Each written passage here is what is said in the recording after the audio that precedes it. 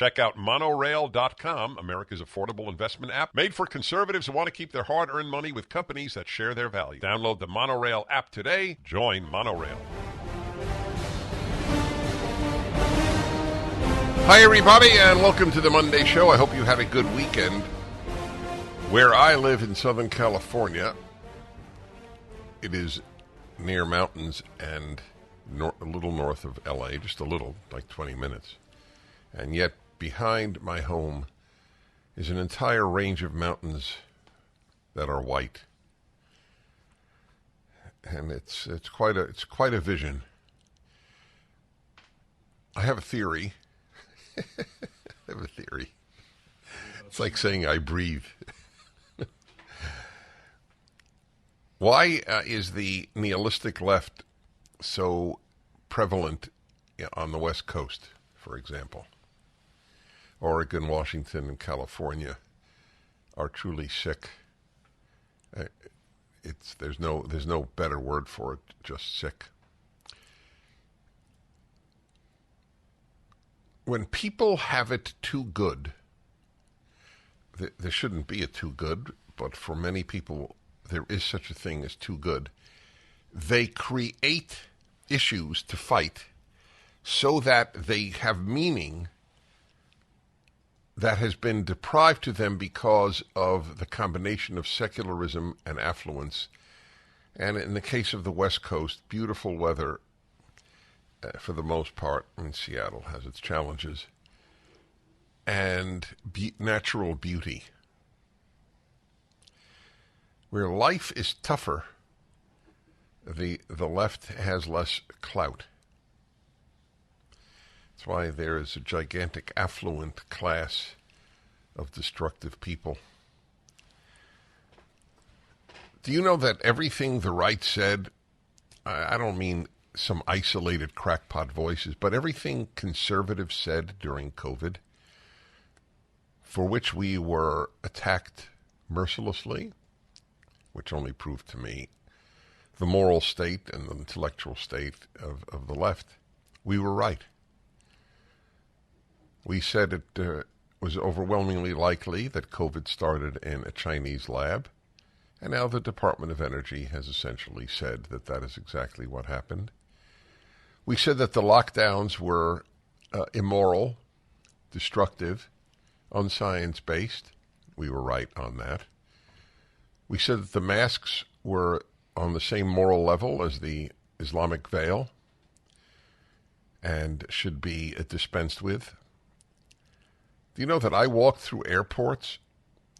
I remember this because this, I must admit, I'm a very strong guy, but I admit it was not easy in the beginning. I was the only one I could see. For example, at LAX, Los Angeles International Airport, and I fly a great deal, as many listeners know, the only one at times of thousands of people who was not wearing a mask. I put it on in order to enter the airplane. You couldn't enter the airplane if you didn't. But I knew that it was a farce, and it was all it did was damage, just like the lockdowns, just like the lie about the origins of the Wuhan flu, which is what it should have been called, just like other flus were named after where they began. I assure you, if the virus had started in Oklahoma, it would have been known as the Oklahoma virus. But the left found it intolerable that a Chinese city would be the origin. It was a fluke. It went from bats. Remember that? The bat story? Bats did it. And what? What was the other animal? Pangolin. What's a pangolin? Does anybody here know what a pangolin is? Like an armadillo. Have you ever met one? So, you talk like pangolins are part of your life. We were right on everything, and the data will start to come in about what happened on January 6th. Did, in fact, FBI agents or any other federal agents take part in January 6th? I don't know. I'm not saying they did, but for the first time, I'm asking the question publicly. How did the gigantic door get opened? Can't open it from the outside, so it had to be opened from the inside, to the best of my knowledge, and I've done a fair amount of reading on this. The gigantic, what's known as the Columbus door. What the left is doing to this country is destroying it. It's as simple as that. And if you vote for the Democratic Party, you are participating in the destruction of the country and the consequences to your children and grandchildren. So I should probably give you an example of what the left has done to the country. This is from USA Today. Gen Z, well, they're born when? In the 90s? What is Gen Z? Or 2000? Wait. So what are millennials? Millennials are like 30. Let's see, maybe this. So this is, I guess, 25 and under? Yeah.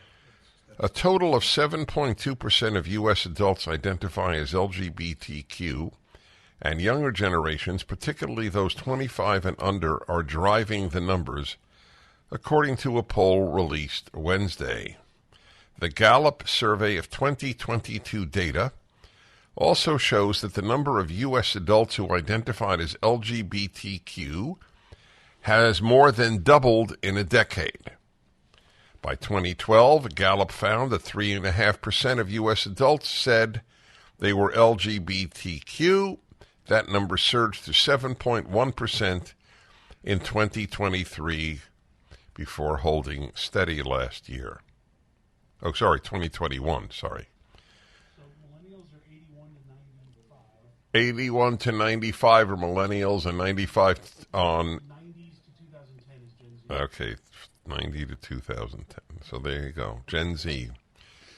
So parents continue to send their kids to school. Why do you think the numbers are so high? All of a sudden, for the first time in recorded history, people are born with, which is what they said at Boston Children's Hospital. Remember that? You're born transgender. You're born gay. You're born lesbian. You're born bisexual. You're born queer. You're born anything. So are more people born this now?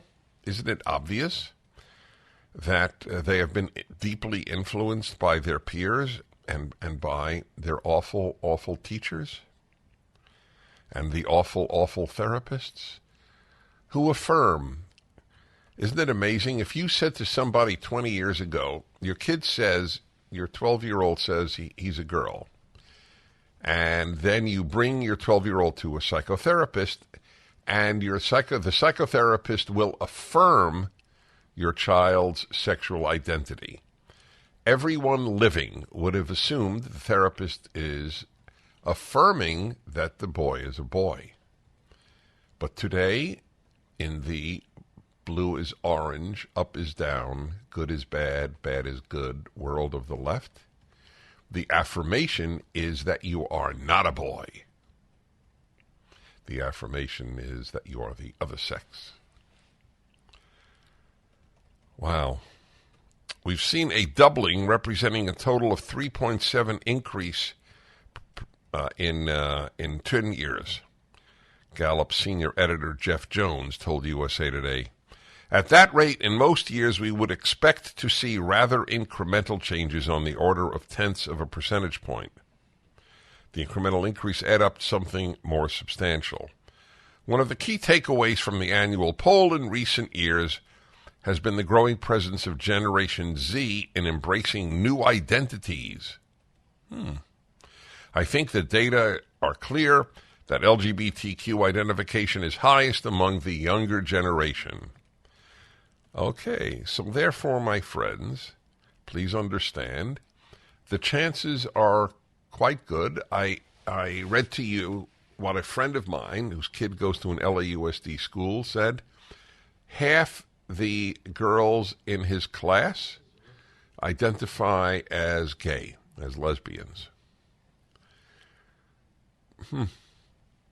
That's not atypical in a big city public school. Now, this guy is a deeply religious Jew and is confident in his kid remaining a boy and keeping his values intact. But most parents can't be so sure. I'd like to introduce you to Monorail, America's investment app that takes you from where you are to where you want to be. Monorail is an investment and savings app that is made for patriots by patriots. Doesn't matter whether you're an Apple fan or if you prefer Android, Monorail is available in both environments and online at monorail.com. Monorail is safer for users with bank-level encryption and biometrics. Your money is protected with Monorail through Securities Investor Protection Corporation and the FDIC. No matter how you engage with Monorail, you're getting the security and safety that you need. Whether you're adding funds to your investment account, looking to buy a stock, or putting money aside for future purchases. With Monorail, you can put your money where it matters and utilize the economic power that built this country. Don't go somewhere else to trade stocks. Monorail gives you the freedom to purchase whole or fractional shares in companies you believe in. It only takes 5 minutes to download the app and set up. Join the pro-America money movement. Join Monorail. I'm Dennis Prager, and I am honored to be with you.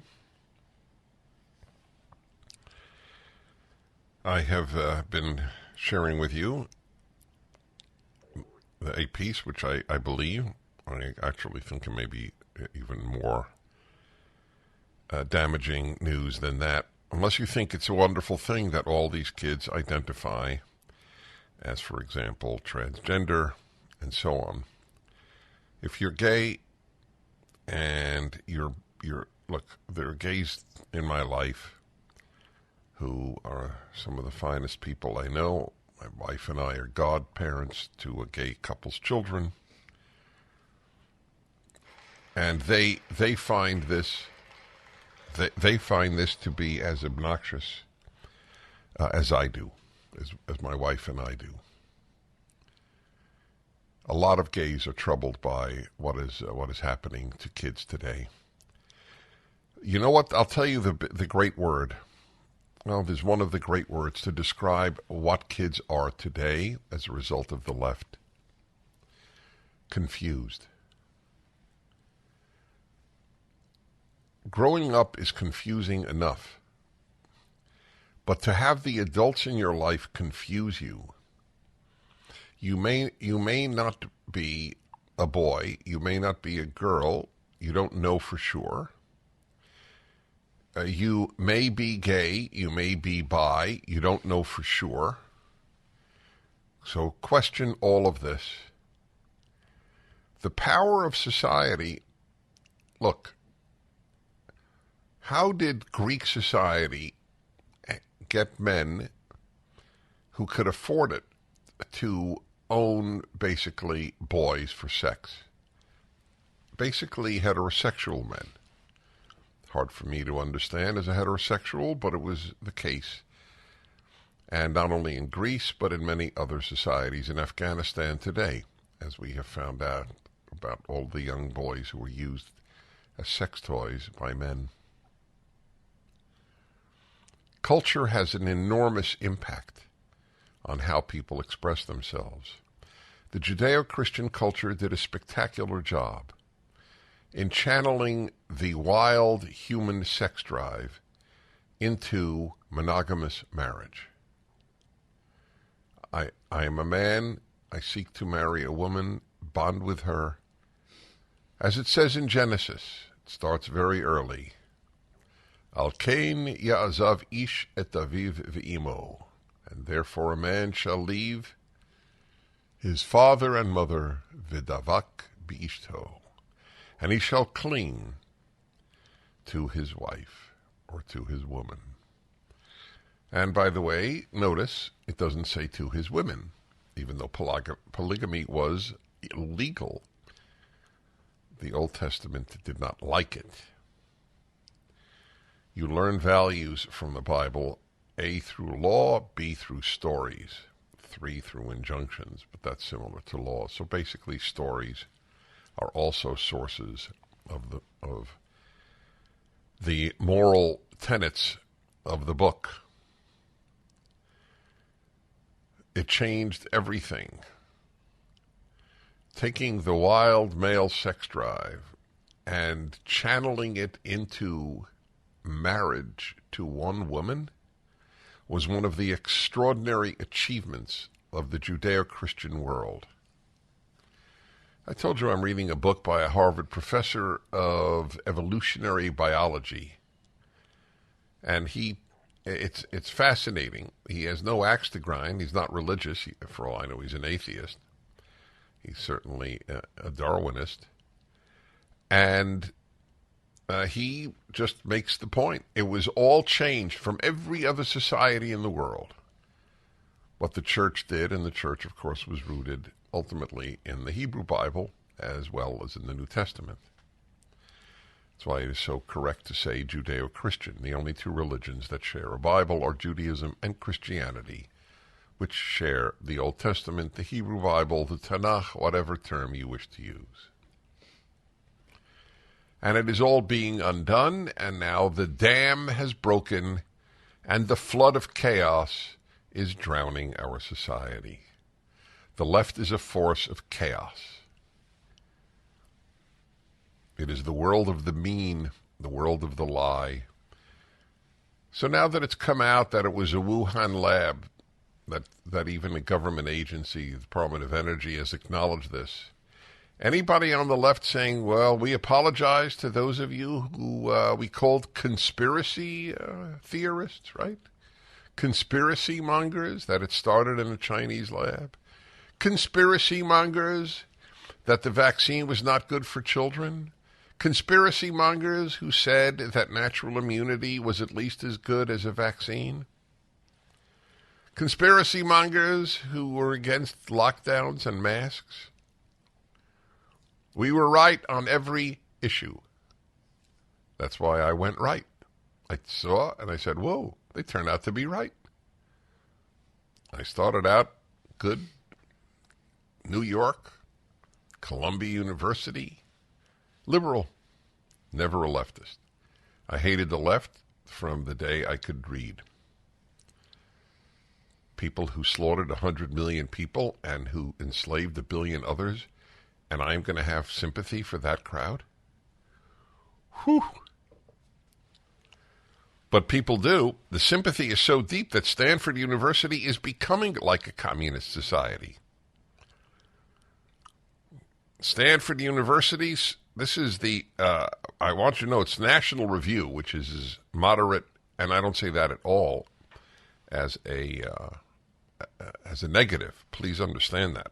I've written for them many times, and I enjoy their website immensely. But these are not what I often call flamethrowers. Stanford University's pernicious snitching apparatus. That's right. They will actually pay you to snitch. And, of course, you remain anonymous. If you know of a student or teacher who has any bias. Stanford is becoming a bad place.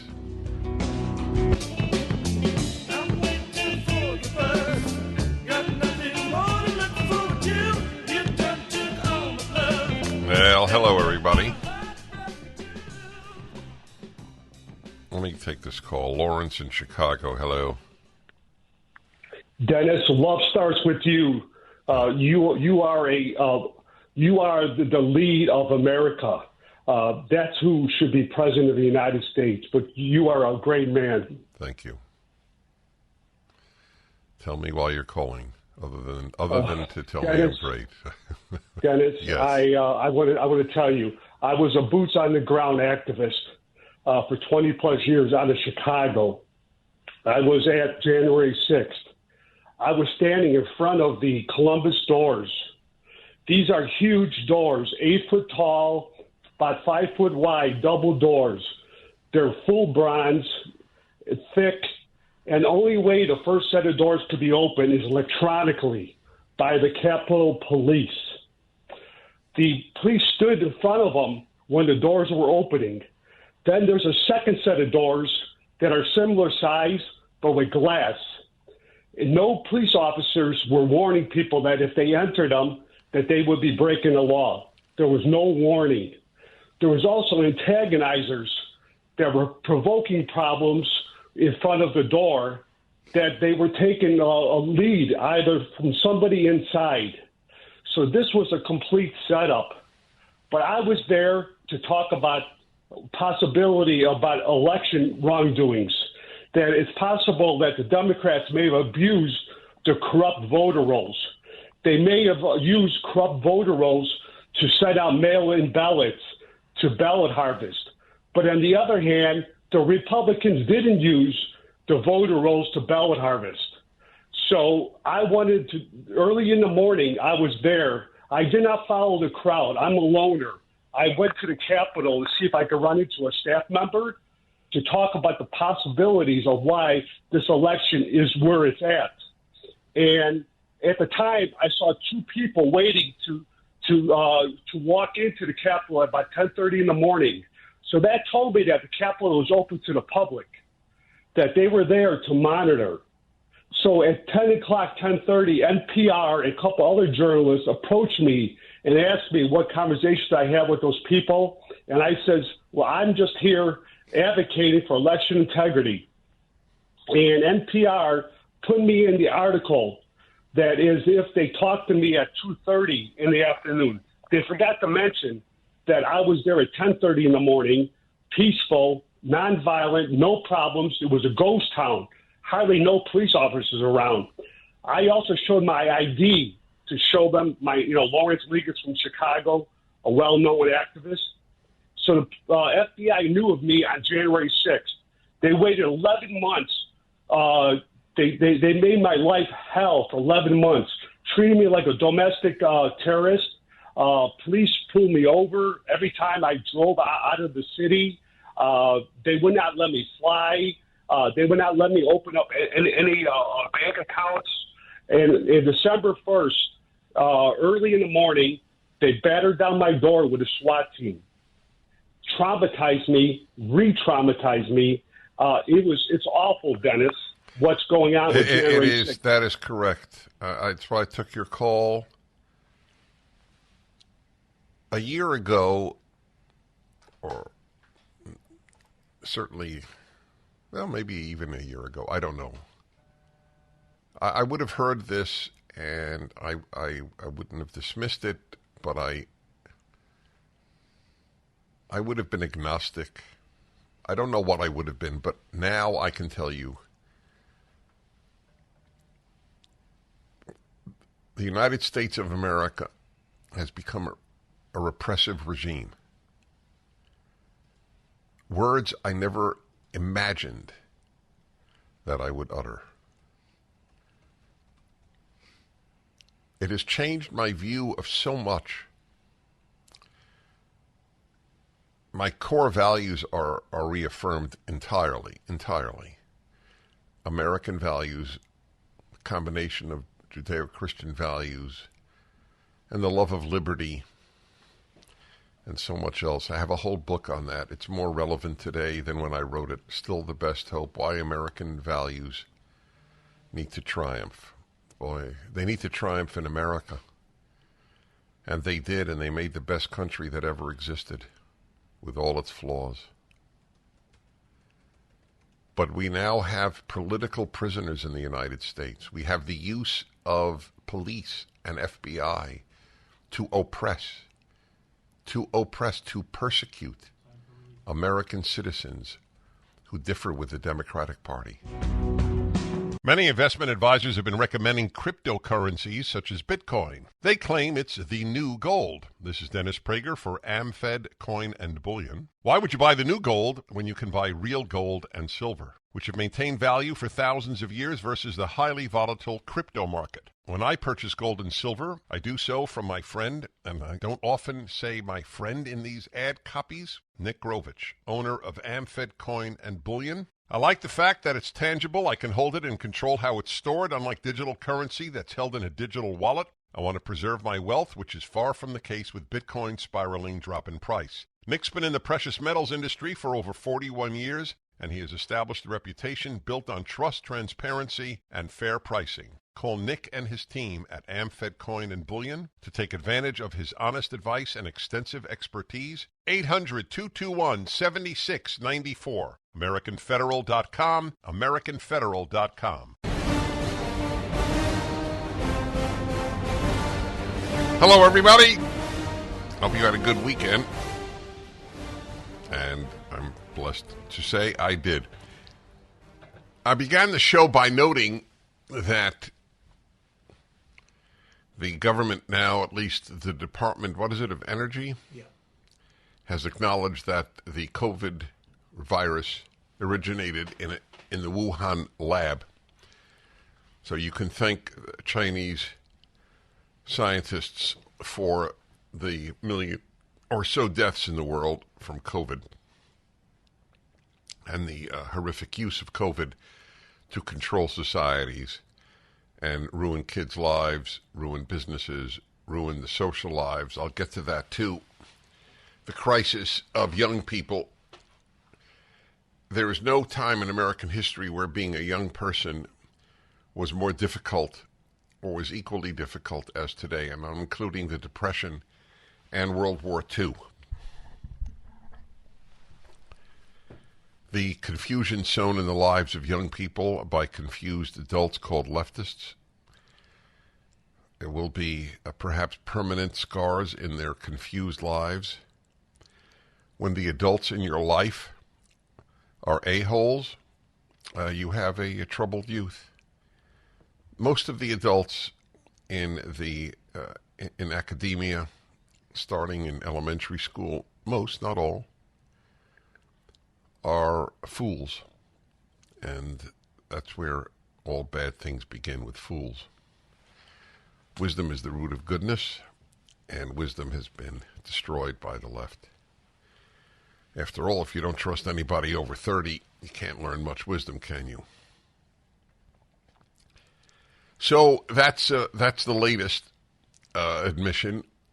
Lancet, one of the most prestigious journals, science journals on earth, has just acknowledged that natural immunity is better than vaccinated immunity. I did not get vaccinated, as I noted during the hysteria, the gigantic hysteria built up. I was the subject of great mockery on the left. And every time they do that, it only reveals the moral and intellectual level of the left. I and others like me were right on every one of these aspects, about not closing schools, about not wearing masks, about not getting vaccinated. We were right. We were right about the Wuhan origins. Will they ever acknowledge that? Will anybody say, hey, you know, the left has misled me on every important issue. Maybe I should consider the right? No, they don't. People rarely do that. And YouTube and Twitter, until Elon Musk and Facebook have done their utmost to make sure that people are not in any way exposed to non-left ideas. The interesting thing is, psychologically, it does not do a thing for me to know that I was right and the left was wrong on every one of these issues. I mean, the major issues of our society. I'm not even mentioning defund the police. And the whole lie that the police are racist, it's a world of lies.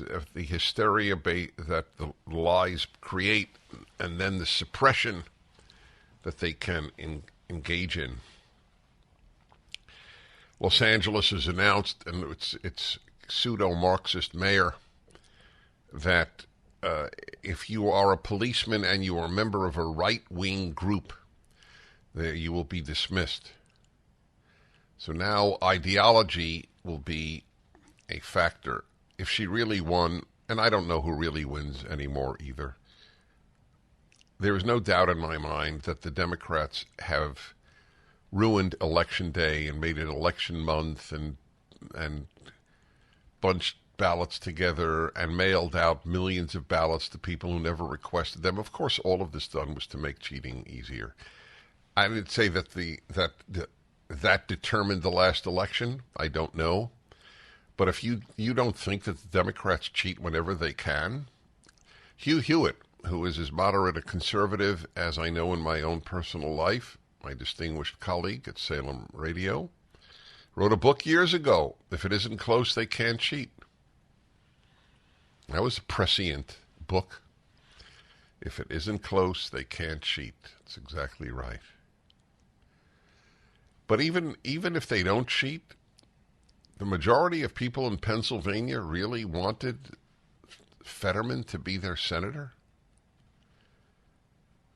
Forget the tragedy of his strokes. Did they want him to be senator, period? The majority of Pennsylvanians are in sync with his values? Do people know what they vote for when they vote for a Democrat? I think that they purposely do not want to know.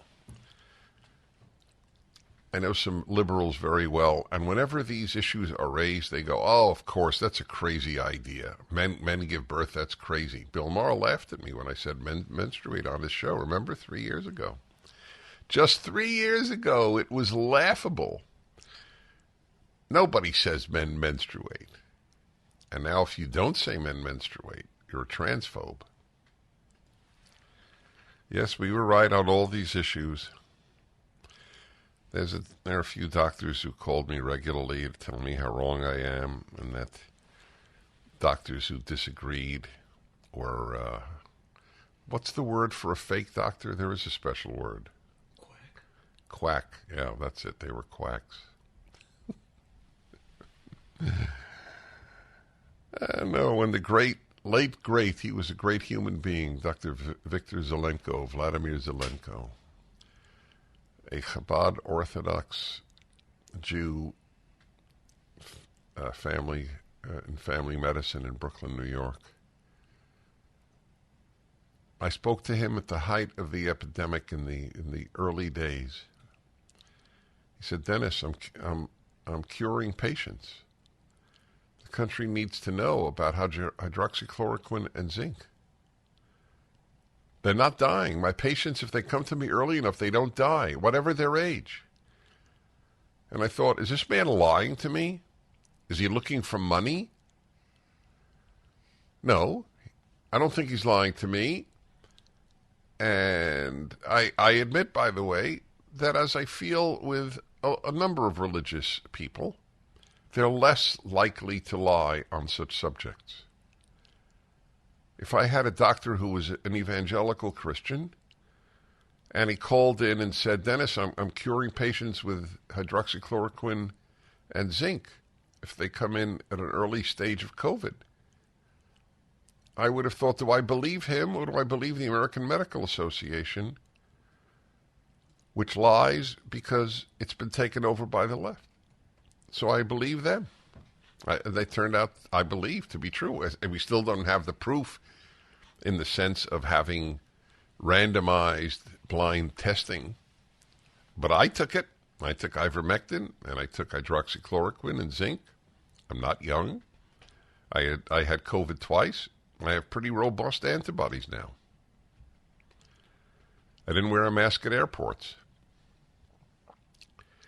It's a very strange feeling to be the only person doing something among thousands of people. It's funny, some leftist took a picture of me at Los Angeles airport. I wish I could find that picture. And, of course, mocked me. Look, the only one not wearing a mask, Dennis Prager. It's a badge of honor in my life, a badge of honor. If you're not prepared to be alone, at least in some situations, you cannot do good on this planet. Overwhelmingly, the herd does bad. Or as Ann Coulter put it a long time ago, the mob.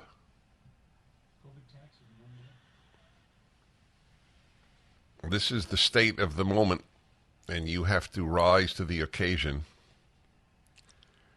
I'm sorry. I'm sorry for all of us. We had a great country, a truly great country, for virtually everybody. And they're ruining it because they're bored, secular, and affluent. The worst possible combination of factors. Plus, there's a ton of money in it. I will mention that. I have this report on Stanford, which is mind-blowing. They have an apparatus to report. You can anonymously report on any other student or any faculty member anything you want. Say anything. It goes into their record and stays there. Just like in East Germany or in China. That is Stanford. My friends, a food shortage could be coming. I can't believe I'm saying this, but it's true. So survival food is important. Create your own stockpile of the best-selling 4 Patriots Survival Food Kits. It's not ordinary food. We're talking good for 25 years super survival food. Hand-packed right in a family-owned facility in the USA, giving jobs to over 200 Americans. The kits are compact, sturdy, water-resistant, and stack easily. They have different delicious breakfasts, lunches, dinners. You can make these meals in less than 20 minutes. Just add boiling water, simmer, and serve. Right now, you can go to 4Patriots, that's the number 4, 4patriots.com. Use the code Prager to get 10% off your first purchase on anything in the store. You get their famous year-long guarantee after your order and free shipping on orders over $97. Just go to 4patriots.com to get 10% off with the code Prager. The number 4, patriots.com, code Prager. You better stop the things you do. All right, let's go to some calls here. And Vincent in Erie, Pennsylvania. Hello to you, sir. Hello, how you doing, Dennis? Well, thank you. Good. So I was drifting through the channels, found your station, heard you talking, been listening. And you've been saying some things that I agree with, I have to tell you. But I also tell you there are some things that I'm not quite sure of. And I've got 2 kids who have gone through COVID and such. I'm not sure if their experience was worse than my mother and father's. My mother and father both went through depression. They both went through World War II. They went through they went to Korea. They went through all these things. And I have to tell you that I think my life was simpler than theirs. I think my kids' life might have been maybe more chaotic, but safer, even though there are shootings and such, safer. And I was wondering what your basis was for saying that the kids nowadays are having it worse than any time in history. My dad fought for 2.5 years. He was an officer on a ship in the Pacific. The type of ship, he was a transport type of ship kamikazes tried to sink. And I would say that I know that my father felt this way. He had an extremely happy childhood. And of course, he wasn't a child in the Navy. He was in his 20s, but it was an extremely happy time, as though it was fraught with physical danger. Kids today, you're right, kids today don't have the physical danger of a war or the economic hardship of the Depression. But they do have something, I think, that is much worse. Confusion, lack of security, lack of direction.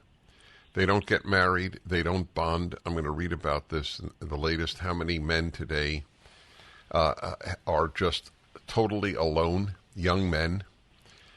We have a crisis that is unprecedented in that young kids at the age of 5 start to be told you may not be a boy or you may not be a girl, you'll decide later in life. That's a much worse childhood than the childhood of knowing who you are, having adults in your life who are responsible and mature and healthy, and yet having economic or war hardship. Right. Well, and again, the things that you say are true. and I understand. But I guess the problem that I see is that I've been listening for quite a while, and a lot of things that you say are things that divide us. And I think we really need in this country is to be united. Listen. I would love everybody united behind the American values in God we trust, e pluribus unum, and liberty. I would love that. But I don't live in a make-believe world. This country is as divided, if not more, than it was in the Civil War. And during the Civil War, had I lived, I hope I would have said, we have to destroy slavery. That's how I feel about the left.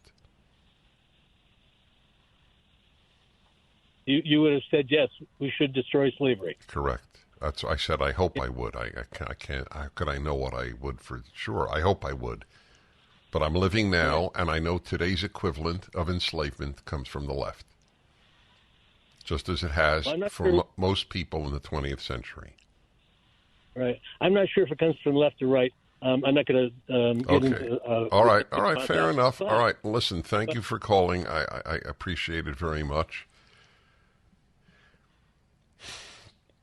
To be not sure whether it comes from the left or the right, how could it come from the right?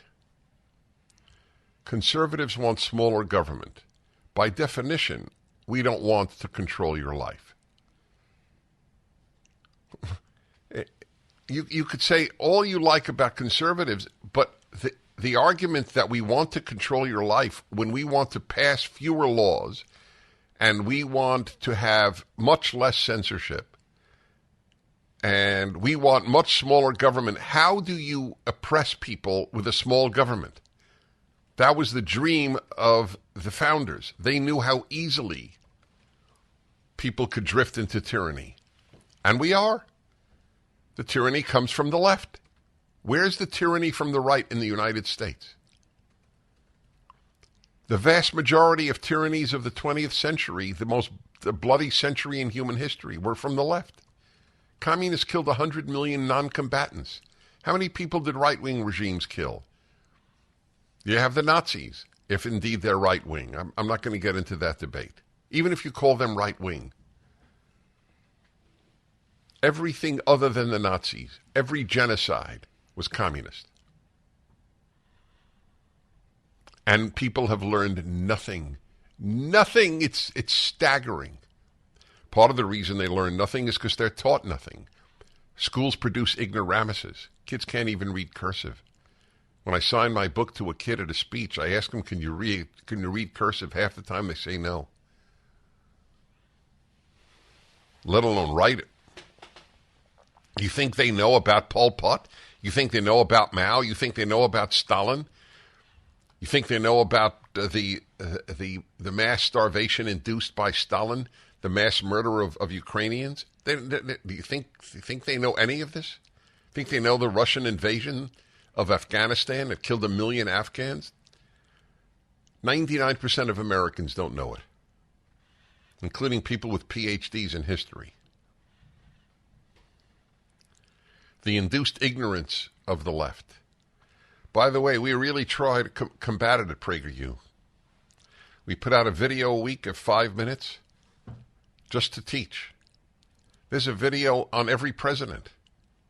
Didn't it just start now, by the way? Didn't it go up? When did it go up? Last week? The first 10.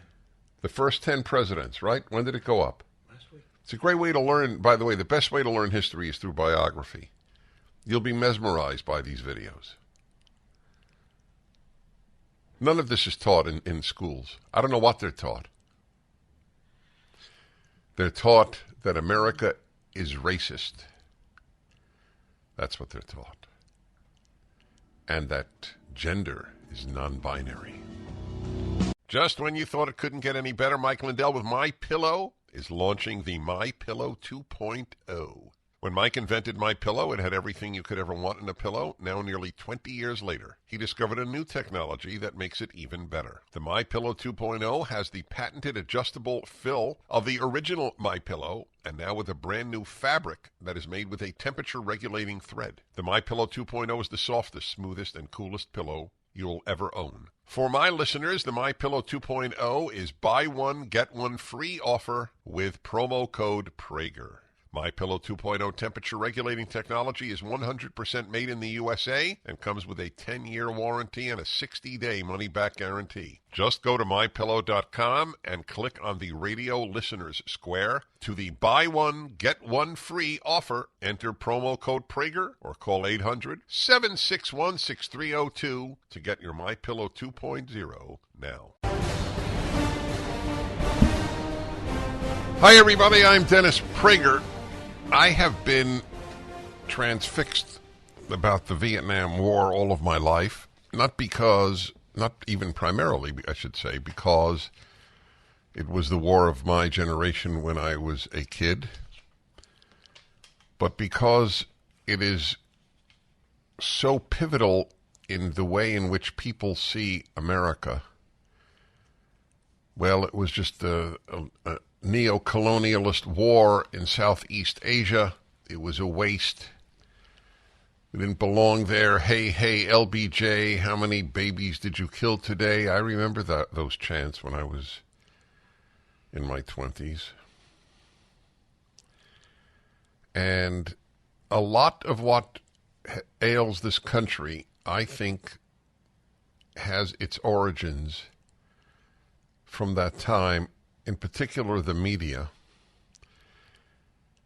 So whom do you read to find out what really happened? Well, a projected 3-volume history of the Vietnam War, Triumph Regained, is the second volume. And it is the Vietnam War, 1965 to 1968.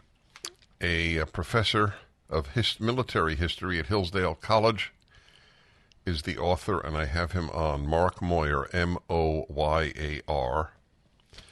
Professor Moyar, how many years have you been working on this book? Well, I can't hear. In total for about 30 years. This book I started when I finished the predecessor, Triumph Forsaken, in 2006. I did some other things and got pulled in different directions. And as you may know, it's not as easy being a scholar when you're seen as conservative, and that has taken me a number of different directions. But on and off, I worked on it for 16 years. What's wrong with the usual histories? Well, they are, first of all, I think you need to think about the biases. And as you discussed in your talk there, the Vietnam War was a seminal event of the baby boom generation. And I think the history has been overwhelmingly skewed by that perspective. And I talk about in the book how war on campus is not actually unpopular until 1967, when all of a sudden the draft rules change and you see this massive swing against the war among college students, and not every college, but particularly in the elite coastal universities. And I think, and I quote others to that effect from the baby boom generation themselves, that there was a great deal of self-interest in this opposition to the war. And I think then people needed to justify why they were doing this for reasons of self-interest, and because it wouldn't really look good to have it be self-interest. So the war suddenly became this bad, terrible thing, and so much of what's been written since then, which, by the way, most of it's written by people who didn't go to Vietnam, so much of it has been written in an attempt to malign the war, to, as I said, I think, justify decisions people made in the 1960s. I have always wondered, one overriding question whenever I talk to people with whom I differ about Vietnam. I ask them this question, and I would like to tell you, but I tell almost every guest, if you differ with me, that is completely fine. I really, it's very important that you know that. I ask them this question: what is the moral difference? Because they always speak of it as immoral, the war. What is the moral difference between the Vietnam War and the Korean War? And by the way, when I have asked this to some prominent leftists, do you know what I always get as an answer? I'm sorry, I just don't know that much about the Korean War. I have never once in my long life received an answer to the question, what is the difference between the Korean War, which we celebrate, and the Vietnam War, which we do not celebrate? Is that a fair question I pose?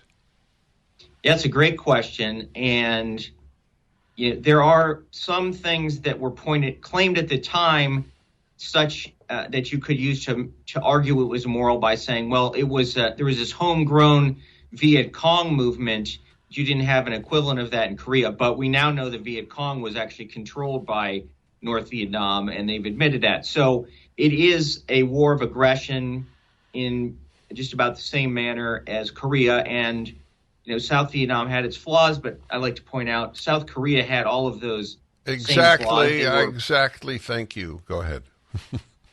Yeah, they're badly beaten at the opening times of the war. Lots of reported corruption. It's an autocratic government. And, I think if we'd stuck with Vietnam, it would look a lot like South Korea today, which, of course, looks infinitely better than North Korea. That's it. I mean, it's an ode to the ignorance of induced by our educational institutions that people don't know about the Korean War. 37,000 Americans died there, just to give an idea of the immensity of the cost of the war. But it's never raised for whatever reason. We fought communism in a divided country in Southeast Asia. It's exactly how I understand what was done in South Vietnam, or in Vietnam generally. So let's talk about what I consider the great unanswered question, for me at any rate, and it's, I think, important. If John F. Kennedy had not been assassinated, what do you believe he would have done? I'm quite convinced he would have done more or less what Lyndon Johnson would have done, which was, when faced with the choice of South Vietnam being overwhelmed militarily in 1965, he would have decided to send in American troops. And I say that because Kennedy was at least as strong a Cold Warrior as Johnson, I think stronger actually. And there was great evidence at the time, which is much of it's since been overlooked, that in fact the communist expansion would have spread across Southeast Asia, as had been predicted by the domino theory. And almost everybody in the region at the time was saying it, and I just can't see Kennedy possibly bailing out. Especially, he talks in his presidency about how he has to escalate in Vietnam because he failed in Laos and he failed at the Bay of Pigs.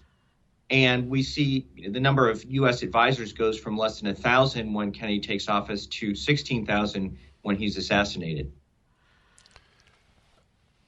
There are those who say that he wanted to get out of Vietnam, and even go so far as to say that in some way the CIA and those who wanted to stay in Vietnam had something to do with his assassination. Have you ever looked into that? I have not taken a serious look. I'm not convinced there was. I haven't seen enough evidence to support any sort of theory. I mean, the Oliver Stone theory, which has got the most publicity, in which you have the military collaborating, and I think is utter nonsense. And there's a whole fiction around the Kennedy withdrawal thesis that is based on a few documents that mention how there was discussion of the United States maybe reducing its troops in the future, but that was in the context of a war that was actually going pretty well in 1963, and pulling troops out because they were no longer needed. There was never any discussion with Kennedy and others, and those around him have said this clearly. They never had contemplated pulling out. But they also, this happened. His assassination is right after the assassination of President Ngo Dinh Diem of South Vietnam, who Kennedy helped get assassinated, and it's that event that will send South Vietnam in a real downward spiral. But that at the time of his assassination, it wasn't clear that South Vietnam was about to unravel so badly. You hold that the Diem assassination was if not the turning point. Is that correct? It was certainly the worst mistake the United States made, and we've made a number of others, and they continue throughout the war, unfortunately. But if you had to look at one event, I think that's probably the single biggest, because the South Vietnamese were actually fighting pretty well. You didn't have any need for U.S. combat troops. And as soon as he's assassinated, then you have this revolving door government where they keep purging people. Mm-hmm. And so the competence of the military and government go way down. And then this also encourages Hanoi to send entire North Vietnamese army units into South Vietnam. The book is Triumph Regained, Volume 2 of the Vietnam War. Mark Moyar, M-O-Y-A-R, Professor of Military History at Hillsdale College. Major review of the book from a major man, Victor Davis Hanson, in American Greatness, that has just been published just today, in fact. It's an important work, and I think it's important for Americans to know this history. The book is up at DennisPrager.com. My guest is a professor of military history, writing a truly important 3-volume history of the Vietnam War. Volume 2, the 1965 to 1968, titled Triumph Regained, just published. Moyar is M-O-Y-A-R. His book is up at DennisPrager.com. Read the review in American Greatness by Victor Davis Hanson. I have an extracurricular question for you, which you won't expect, but I'm annoyed, and I want you to be annoyed. Why is there no audible version of your book? That's a good question. I think with these things, they wait to see how well they will do sometimes, and so if enough people get interested, then we will get the Audible book going. So I'd be delighted if we can get it out in Audible version. I love your publisher Encounter, but I would not publish with any publisher who didn't put an Audible out with my book on the first day. And mine Regnery does. And they seem to be oblivious to the fact that so many people are now listening to books. And as I do, and find them a true delight. And by the way, I always get either the book itself or the Kindle so that I can have in print what I just heard. So I double purchase thanks to the fact that there's an Audible. So let your publisher know I'm annoyed with him and I like him a lot. But writers have a way of saying, if you don't have an Audible, I'm going to go elsewhere. So I obviously have thoughts on that, and I wanted to share them with you because I want your book to be so widely read. So another aspect of the Vietnam War is the press reporting. And I'd like you to comment on that. And did it change? Again, remember, people don't realize this. The Korean War was just 15 years before. Less than 15 years before, in fact. If we take your volume, 1965, 1955, so it's 10 years before. My mistake. It was just 10 years earlier. But it was like a different America between Korea and Vietnam. What happened? Yeah, that's right. You have this influx of a new generation, and some of the leading figures are people who will be well known to all Americans. David Halberstam, Neil Sheehan, probably the two foremost. Of course, they go on to write these books in which they purport to tell you all the truth. But as I found, one of the fascinating things with both of those two, they were intimately wrapped up in this 1963 coup, and they were pushing it. And later on, they give you the impression that they were these sages who knew all along that the Vietnam enterprise was doomed. But in reality, they were actually supporting the war in 1963. But what they were saying was, well, this Diem guy is autocratic and he has some corrupt people in his family. So if we just get rid of him, things are going to go so much better and will easily defeat these nefarious communists. But then when the coup goes ahead and the things don't go well, instead they go the opposite direction, then they start rewriting all the history of that period. And then they set the stage for others to follow. So you have this other, generation of writers coming in, and they want to be the next David Halberstam, who speaks truth to power and finds all the warts that the officials don't want to tell you. And it is interesting because you have some of the older generation, like people like Richard Tregaskis, Marguerite Higgins, some others who saw World War II and Korea. They are highly critical of what they see from the younger generation.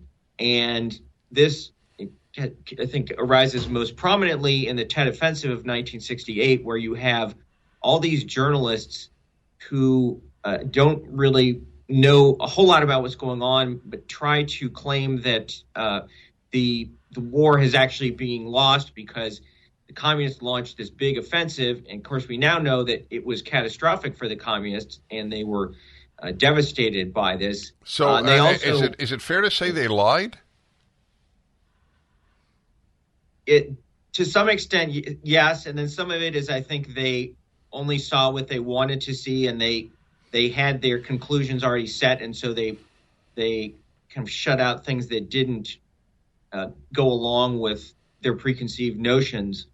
And, another big part of that too, and I talk about this in Triumph Regained, is that some of the older journalists are appalled that the younger group is completely ignoring what's going on in the city of Hue, where we now know at least 3,000, probably considerably more, South Vietnamese civilians were massacred by communist forces. Based on what you said and my previous views, people want to know when the decline of this country began. I mean, one could argue at the end of the 19th century with all the PhDs who came from Germany and started teaching at our colleges, but I don't know so much when it began as when you can see it happening in real time, and it is in the era between Korea and Vietnam. What you just described, the reporting of the Korean War versus the reporting of the Vietnam War. And again, the difference in time, and I know a lot about the Korean War, and I got it even wrong, is only 10 years. It's even less, actually, 8 years if you go to 63. It's nothing. And yet, the people who reported on the war thought well of America in the 50s, and then in the 60s they didn't. That is dramatic. America was a savior in the 50s and a criminal in the 60s. The book is Triumph Regained, the second volume by Professor Mark Moyar, Moyar. The book is up at DennisPrager.com. The Dennis Prager Show. All right, folks. Final segment, unfortunately, because I am riveted. Mark Moyar, professor of military history at Hillsdale College, the second of his 3 volumes on the Vietnam War, Triumph Regained, the Vietnam War, 65 to 68. Next question. We've done the press, we've done Kennedy, the demonstrations. So there was a peace conference, the Paris Peace Accords. What happened and why did that not work? So the Paris Peace Conference in 1973, the North Vietnamese and Americans agree to a peace deal that removes American forces from Vietnam, and North Vietnamese agree to stop fighting and to send American POWs back. Now, the South Vietnamese government objected initially to this arrangement because it left North Vietnam with the ability to keep forces in South Vietnam, and you can understand why they wouldn't want to leave hostile forces there. President Nixon convinces them to go along by promising that he will intervene with overwhelming power if the North Vietnamese try another offensive. And the North Vietnamese had tried a big offensive the previous year, 1972, and they had been slaughtered. 14 North Vietnamese Army divisions had attacked, and American air power helped, but the South Vietnamese also fought well. So it seemed plausible that the U.S. could ensure South Vietnam's continued safety. But as we know, Nixon gets impeached, and he's never able to live up to that promise. And so when the North Vietnamese invade in 1975, the United States sits by and lets it happen. And the rest, as they say, is history. Well, we'll cover that with your next volume. What's on a totally separate issue? My producer tells me that you have some opinions on Ukraine. Can you share them with me? Yes, well, Ukraine, for one thing, I think it's harder to make the case as to why this is vital to American interests. I think a case can be made, but President Biden, I think, certainly hasn't made that case to the American people, which is also something you saw in Vietnam, which Lyndon Johnson doesn't really make much of an effort to sell Vietnam to the American people. But in Vietnam, as I argue, you're dealing with two real superpowers. China and the Soviet Union are backing North Vietnam. And there's great evidence that without Vietnam, the rest of Asia is going to go. I think in Ukraine, Russia is not what it was. And to some extent, what we do in Ukraine can detract from what we're able to do against China. And China, I do think, is now the number one threat. And I also think it would be tough to claim that if Ukraine falls, then all of Western Europe is going to fall. I think certainly Poland is not going to throw in the towel if Ukraine gives in. Now, I do think Ukraine has the moral high ground here, and they have been attacked, and the Russians have done some unconscionable things towards them. I hope that we can get the war ended sooner rather than later, because I think it won't be in our interest for this to continue indefinitely, which may ultimately involve some kind of diplomatic compromise.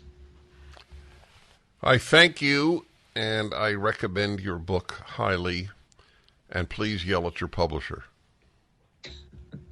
Thank you, Dennis, for having me on. It's great to be with you, and I love all you do. I didn't know that, and I'm very touched. Thank you. Triumph Regained, the Vietnam War, 65 to 68, Mark Moyar. And we need to know about that war. I said something earlier I would like to repeat, because there's so much said at any given show, in any given hour even. People forget.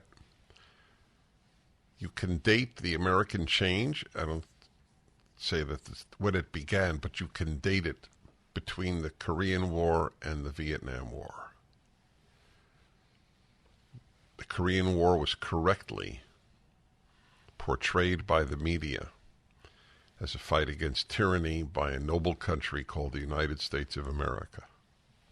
The same virtually exact thing happened in Vietnam. Half communist, half anti-communist. We backed the anti-communists, and the media 8 years later said we were imperialists and villains. Dennis Prager here. Thanks for listening to the Daily Dennis Prager Podcast. To hear the entire 3 hours of my radio show, commercial-free, every single day, become a member of Pragertopia. You'll also get access to 15 years' worth of archives, as well as the daily show prep. Subscribe at pragertopia.com.